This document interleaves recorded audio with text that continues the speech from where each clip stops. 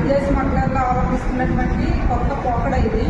ఏంటి అనేసి అంటే పిల్లలు ఆడుకునేటువంటి ప్లాస్టిక్ బ్యాట్ని పైన ఈ గ్రిప్ చేతితో పట్టుకోవడానికి ఉన్నటువంటి గ్రిప్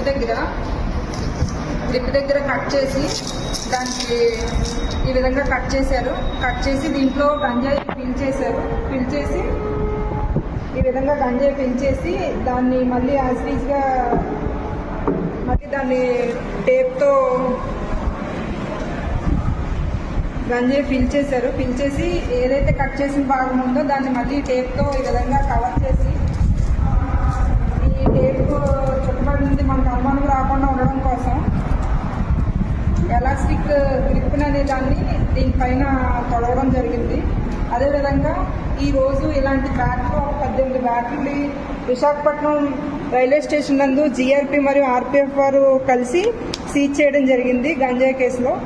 ఈ బ్యాట్ నందు ఉన్నటువంటి ఫిల్ చేసినటువంటి గంజాయి బయటకు తీయగా సుమారు ఒక 1/2 కేజీ వరకు రావడం జరిగింది. ఇది బ్యాట్ ఒక 1/2 కేజీ, ఇది ఒక 1/2 కేజీలా రావడం జరిగింది.